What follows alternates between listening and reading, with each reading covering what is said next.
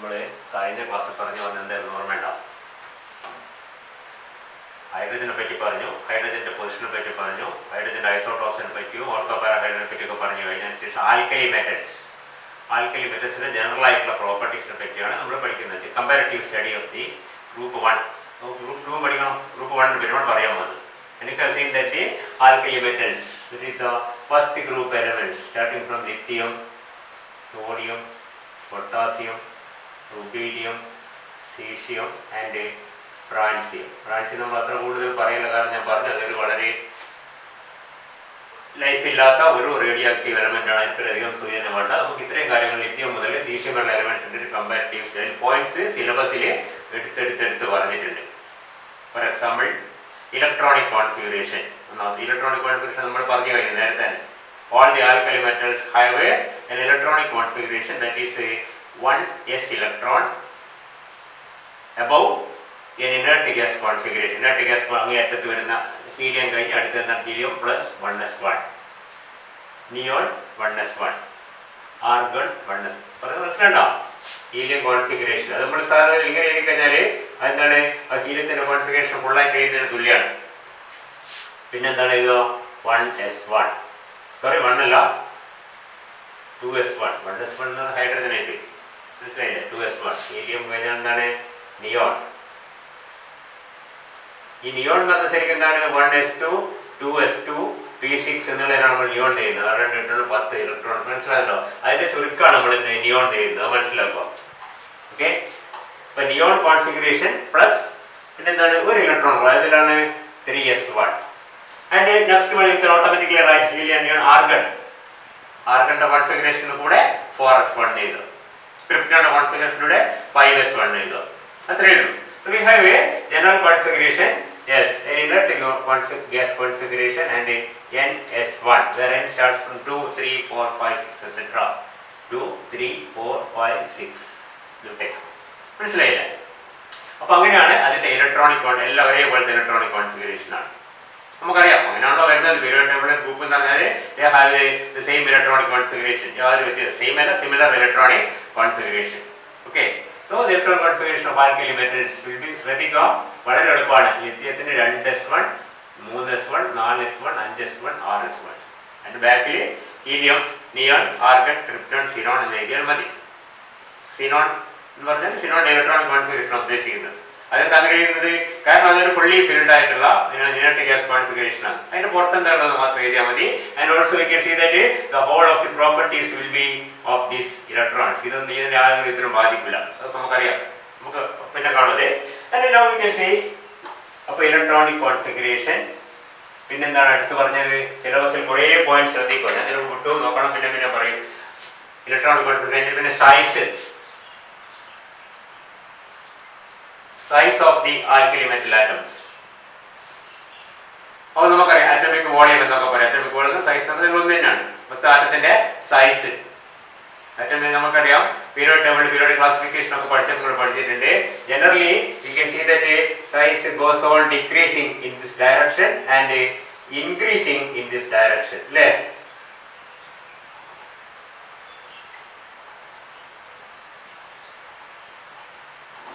Increasing in this direction. എന്തുകൊണ്ട് ഇങ്ങോട്ട് പോകുമ്പോൾ ഇതൊക്കെ നേരത്തെ പഠിച്ചാൽ ഞാൻ പറയുന്നില്ല. ഡിക്രീസ് ചെയ്യുന്നത് കാരണം നമുക്കറിയാം ഷെല്ലിന്റെ എണ്ണം കൂടുന്നില്ല. പിന്നെ എന്താണ് ന്യൂക്ലിയറിലെ ചാർജ് കൂടി വരുന്നു. അതിനനുസരിച്ച് ന്യൂക്ലിയസ് ഇലക്ട്രോൺസിനെ കൂടുതൽ സ്ട്രോങ് ആയി പിടിച്ച് അട്രാക്ട് ചെയ്യുന്നു. അപ്പോൾ സ്വാഭാവികമായിട്ട് കൂടുതൽ ഷ്രിങ്ക് ചെയ്യുന്നു. ഈ അറ്റത്ത് ഏറ്റവും വലിയ ഏറ്റവും അങ്ങോട്ടും സൈസ് കുറഞ്ഞു വരുന്നു നമുക്കറിയാം. ഓക്കെ. ഇങ്ങോട്ട് വരുമ്പോൾ എന്താ ഇങ്ങോട്ട് വരുമ്പോൾ ഓരോ ഷെല്ല് കൂടി വരുന്നുണ്ട്. അതിനനുസരിച്ച് അതിന്റെ വലിപ്പം കൂടി വരും. So you can say that the size of the alkali metal atoms goes on increasing from lithium to say cesium. Lithium is a very small atom, cesium is very large. You can see for each period the alkali metal atom is the largest atom. ഏറ്റവും വലുതാണ്. നമുക്കറിയാം അങ്ങോട്ട് ചെറുതാന്ന് പറഞ്ഞാൽ ഏറ്റവും വലുത് ഇവിടെയാണ്. അപ്പൊ ഈ ഗ്രൂപ്പിൽ ഇങ്ങോട്ട് വന്ന പീരിയഡില് ലിഥിയാണ് ഏറ്റവും വലുത്. മനസ്സിലായില്ലേ? അടുത്ത പീരിയഡില് സോഡിയമാണ് ഏറ്റവും വലുത്. അടുത്ത പീരിയഡില് പൊട്ടാസ്യമാണ് ഏറ്റവും വലുത്. മനസ്സിലായില്ലേ? പക്ഷേ ഇങ്ങോട്ട് വരുമ്പോഴോ ഇത് കൂടി വരുന്നു.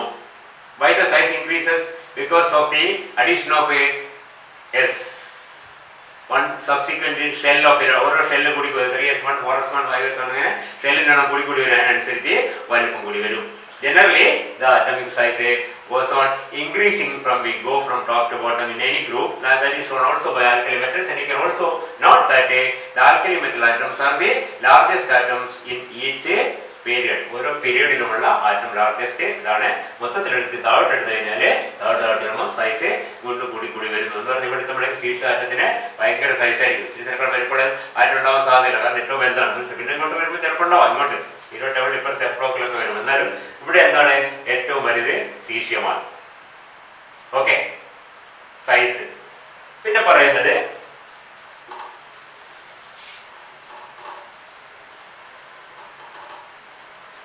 melting point and a boiling point. melting point ഞാൻ പറഞ്ഞു നമ്മൾ ഇതിന്റെ ഒക്കെ മെൽറ്റിംഗ് പോയിന്റ് എത്രയാണെന്ന് പഠിക്കേണ്ട. ജനറൽ ട്രെൻഡ് എന്താണ് മനസ്സിലായില്ലേ? ഇപ്പൊ സൈസിനെ പറ്റി പറഞ്ഞ എന്താണ്? സൈസ് ഏറ്റവും ചെറുത് ലിത്യം, അതിനനുസരിച്ച് താഴോട്ട് വരുമ്പോൾ സൈസ് കൂടും. അതേപോലെ the melting point of a alkali metals goes on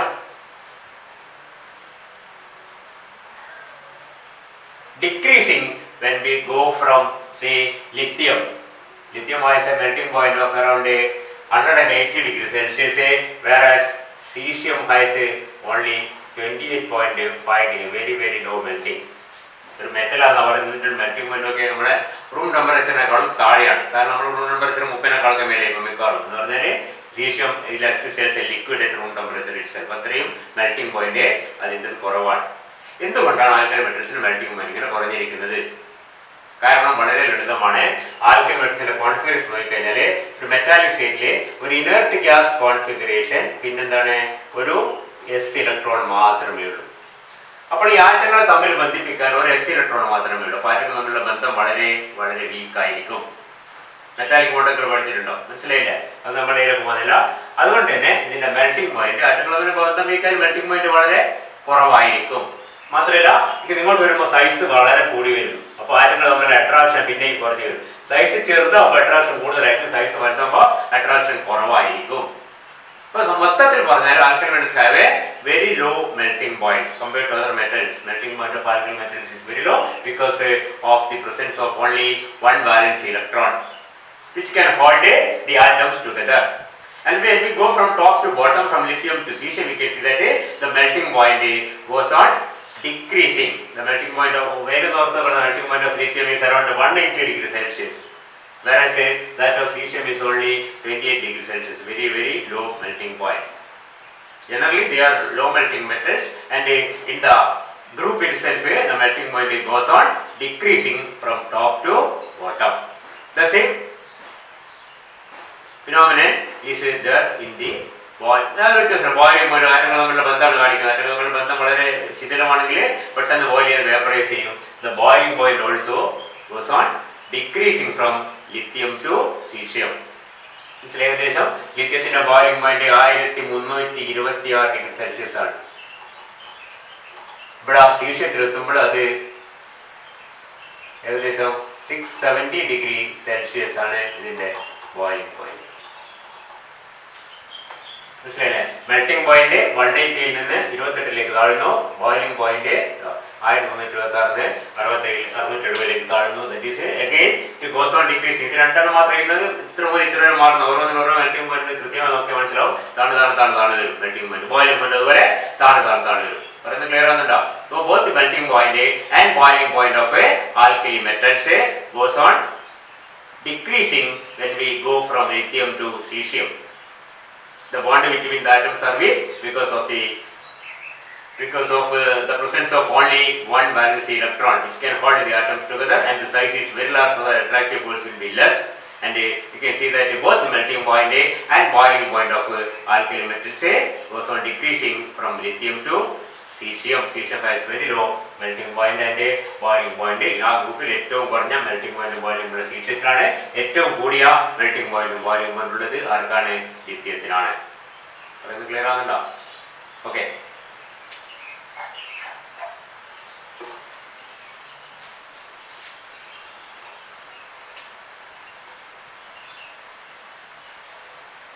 പിന്നെയുള്ളത് വേറൊരു ഫിനോമിനൻ ഡെൻസിറ്റിയാണ്.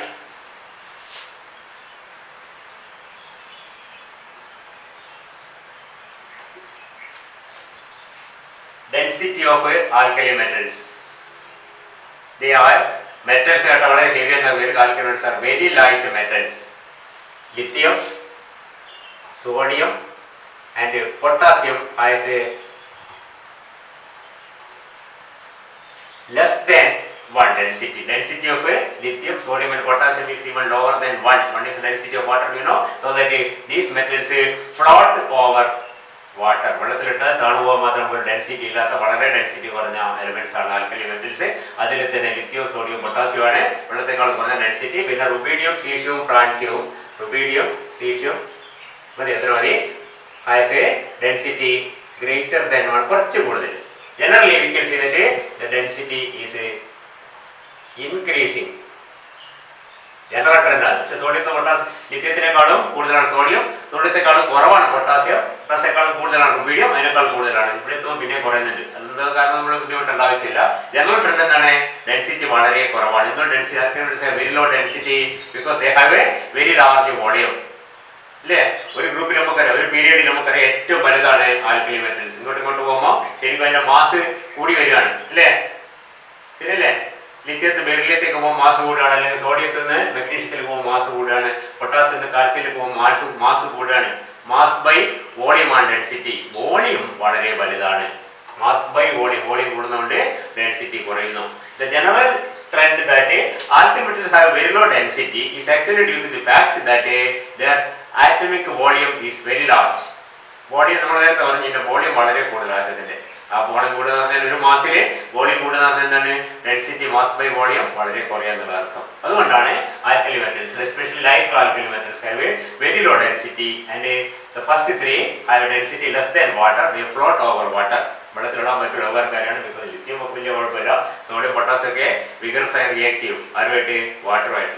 പക്ഷെ ആൾക്കാരെ വെള്ളത്തിലിട്ട വെള്ളത്തിന് മേലെ പൊങ്ങി കിടക്കും. എന്നിട്ടാണ് നിങ്ങൾ സ്കൂളിൽ നിന്നൊക്കെ അല്ലെങ്കിൽ ഇവിടുന്ന് കണ്ടിട്ടുണ്ടാവും, സോഡിയം വെള്ളത്തിലിട്ട് കഴിഞ്ഞാൽ വെള്ളത്തിന് മേലെ പിടിക്കാൻ ഓടി നടക്കും, തീ പിടിക്കും, പൊട്ടിത്തെറിക്കും, വെള്ളത്തിന് താഴേക്ക് പോവുകയില്ല. കാരണം ഡെൻസിറ്റി കുറഞ്ഞുകൊണ്ടാണ്, പിന്നെ വെള്ളം റിയാക്ട് ചെയ്യുന്നതുകൊണ്ടാണ് ബാക്കിയെല്ലാം നടക്കുന്നത്. നമ്മൾ ചിലപ്പോൾ കാണായിരിക്കും. എന്തായാലും ഞാൻ പറയുന്നില്ല, വെള്ളത്തിലിട്ട് നോക്കരുതായിരുന്നു സോഡിയം പൊട്ടാസ്യം ഒന്നും. ബിക്കോസ് ഈ പൊട്ടാസ്യം ഇട്ട് അന്നേരം ഭയങ്കര എക്സ്പ്ലോഷൻ ആയിരുന്നു, അത്രയും റിയാക്റ്റീവ് ആണ് സോഡിയം പൊട്ടാസ്യം. നമ്മൾ കണ്ടിട്ടുണ്ടാവും പല സ്ഥലത്തും, അല്ലേ? ഓക്കെ, എനിവേ നമ്മൾ പറയുന്നത് എന്താണ്? The density of a alkali, density of alkali metals goes on increasing from lithium to caesium slightly. And the first three have a density less than water, so that they float over water. The other two have a slightly higher density, slightly higher than 1. ഈ normal density വളരെ വളരെ കുറവാണ്. അതുകൊണ്ട് തന്നെ മൊത്തത്തിൽ എന്താ പറയുന്നത്? Alkali metals have a extremely low density compared to other metals. അതിനേക്കാൾ ഡെൻസിറ്റി കുറഞ്ഞ ലൈറ്റസ്റ്റ് മെറ്റൽ മിക്കവാറും ആയിരിക്കും, ഇതൊക്കെ ആയിരിക്കും, ലിഥിയൊക്കെ ആയിരിക്കും. കാരണം എന്താണ്? അത്രയും അതിന്റെ ഡെൻസിറ്റി കുറവാണ്. ക്ലിയർ ആകുന്നില്ല? ഓക്കെ, അതാണ് ഡെൻസിറ്റിയെ പറ്റി പറയാനുള്ളത്. Boiling point, melting point, density, പിന്നെന്താണത് വേറെ എന്നുള്ളത്?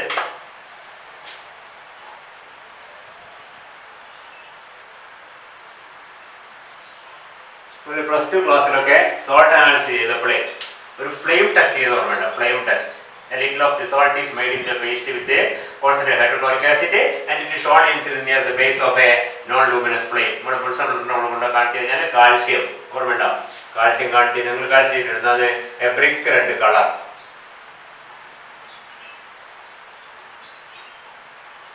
ഇത് നമ്മൾ ഫ്ലെയിം ടെസ്റ്റ് എന്താ? നമ്മൾ ബ്രിക്ക് റെഡ് കളർ കണ്ടത് കാൽസ്യം നമ്മൾ ചെയ്തിട്ടുണ്ടാവും. പ്ലസ് വൺ എല്ലാം ചെയ്യേണ്ടതാണ്, ടെലസ്കോപ്പ് ചെയ്യുന്ന എല്ലാം ചെയ്തിട്ടുണ്ടാവും. എനിവേ പറഞ്ഞ് മനസ്സിലാണല്ലോ, അതൊക്കെ സോൾട്ടിലുള്ള കയറ്റണമെന്നാണ് കണ്ടുപിടിക്കാൻ ഒരു ടെസ്റ്റാണ്.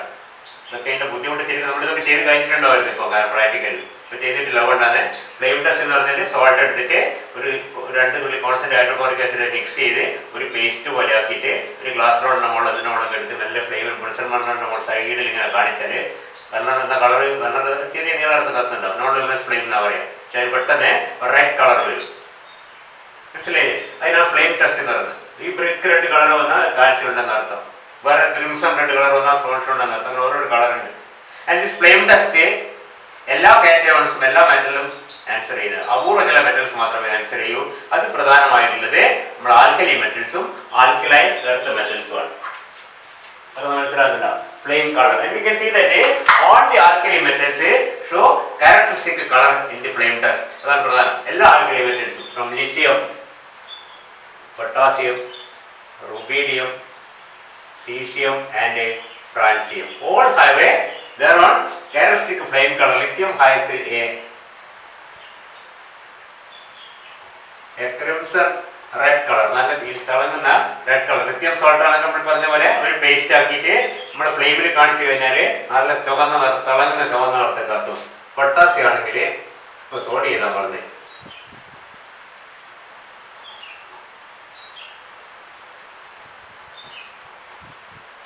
ഒരു golden yellow colour.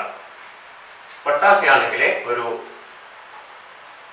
Violet colour, ചിലപ്പോൾ അതിന് ലൈലാക്ക് കളർ എന്നും പറയും. വയലറ്റ് പോലത്തെ ഏകദേശം വയലറ്റ് പോലത്തെ കളർ. റുബീഡിയത്തിനും സീഷ്യത്തിനും ഏകദേശം അതേ കളറാണ്. ചെറിയൊരു വ്യത്യാസം മാത്രമേ ഉള്ളൂ. എല്ലാ ആൽക്കലി മെറ്റൽസും ഫ്ലെയിം ടെസ്റ്റ് ആൻസർ ചെയ്യും. First of all and the flame colour depends on the metal. We can say that from red to violet. ഒരു ചെറിയൊരു ഇത് കാണാൻ പറ്റുക. റെഡ് ടു വയലറ്റ് എന്താണ്? Violet, IndiGo, blue, green, yellow, orange, red. കണ്ടോ? Red ഇങ്ങേ അറ്റത്തും വയലറ്റ് ഇങ്ങേ അറ്റത്ത്. റെഡ് കളർ ഇവിടെ ഉണ്ട്, വയലറ്റ് കളർ ഇങ്ങനെ. യെല്ലോ കാണുന്നുണ്ട്. കണ്ടോ? യെല്ലോ. ഇത്രയേ ഉള്ളൂ, എല്ലാം കാണുന്നില്ല. എനിവേ can see that എന്താണ് ഫ്ലെയിം ടെസ്റ്റ് സംഭവിക്കുന്നത്? അതാണ് മനസ്സിലാക്കുക. ഫ്ലെയിം ടെസ്റ്റ് സംഭവിക്കുന്നത് വളരെ നിസ്സാരമായ ഒരു കാര്യം. നമ്മളൊരു ആറ്റം സോഡിയം, പൊട്ടാസ്യം, അതിന്റെ ന്യൂക്ലിയസ് ഉണ്ടാവും, അതിന് കുറെ ഷെല്ലിൽ ഇലക്ട്രോൺസ് ഉണ്ടാവും അല്ലേ? നമ്മളിതിനെ ചൂടാക്കുമ്പോൾ some of the outermost electrons get excited to higher levels. ഇതിന്റെ അപ്പുറത്തെ ലെവലിലേക്ക് എക്സൈറ്റഡ് ആവും. മനസ്സിലായില്ലേ? ഹയർ എനർജി ലെവൽ എക്സൈറ്റഡ് ആവും by absorbing energy from the flame. Heat, നല്ല ടെമ്പറേച്ചർ വളരെ കൂടുതൽ, ആ ഹീറ്റ് എനർജി അബ്സോർബ് ചെയ്തിട്ട് അത് എക്സൈറ്റഡ് ആവും.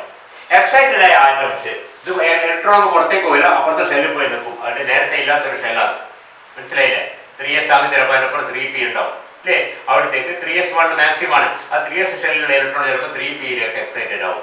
അത് എങ്ങനെയാണ്? By absorbing heat. എന്നിട്ട് എന്ത് ചെയ്യും? ആ എക്സൈറ്റഡ് ആറ്റംസ് അധികം നിൽക്കാൻ പറ്റില്ല, അത് തിരിച്ച് പഴയ സ്റ്റേറ്റിലേക്ക് പോകും. ആ എനർജി എന്ത് ചെയ്യും? റിലീസ് ചെയ്യണം. എനർജി അബ്സോർബ് ചെയ്തിട്ടാണ് എക്സൈറ്റഡ് ആവുന്നത്. അപ്പൊ എക്സൈറ്റഡ് ആറ്റംസ് ഗ്രൗണ്ട് സ്റ്റേറ്റിലേക്ക് പോകും, എനർജി റിലീസ് ചെയ്യും. ആ റിലീസ് ചെയ്യുന്നത് ലൈറ്റ് ആയിട്ടായിരിക്കും. Light energy. അപ്പൊ heat energy is absorbed, light energy is emitted. ആ ലൈറ്റ് നമ്മൾ കാണുന്നത്. അതാണ് ചൂട്, നല്ല ചൂടുമാണ്. ഫ്ലെയിം ടെസ്റ്റ് നല്ല ചൂട്, തിളങ്ങുന്ന നീളത്ത് കത്തുന്ന ഫ്ലെയിമിലേക്കാണ് നമ്മൾ കാണിക്കുന്നത്. അപ്പൊ വെരി ഹൈ ടെമ്പറേച്ചറിൽ some of the metal atoms get excited, and these excited atoms when coming back to the ground state they emit the extra energy in the form of light, and that light is visible, and we can see that gives a characteristic color.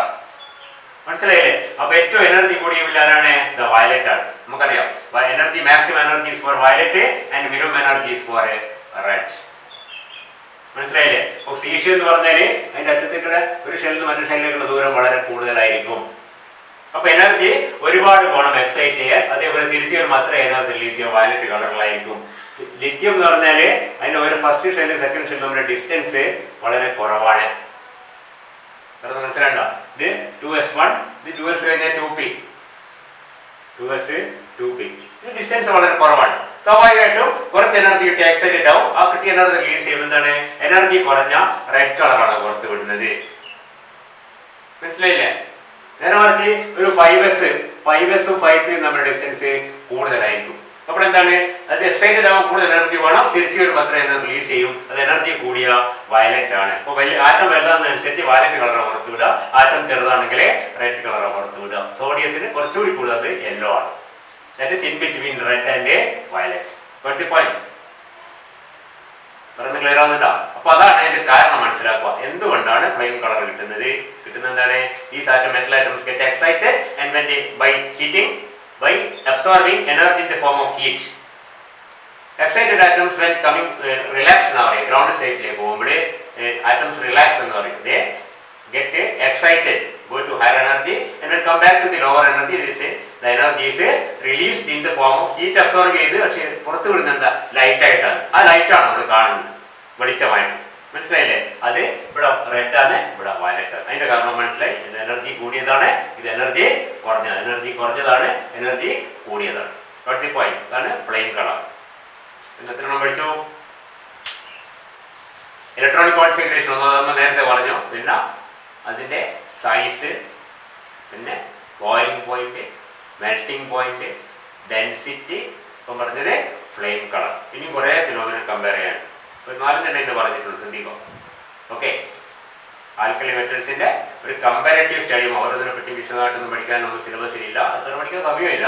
General ആയിട്ട് എങ്ങനെയാണ് trend, എങ്ങനെയാണ് density മാറുന്നത്, എങ്ങനെയാണ് അതിന്റെ size മാറുന്നത്, എന്തുകൊണ്ടാണ് അങ്ങനെ വരുന്നത്, അതൊക്കെ മനസ്സിലാക്കുക. Okay, continue in the next class.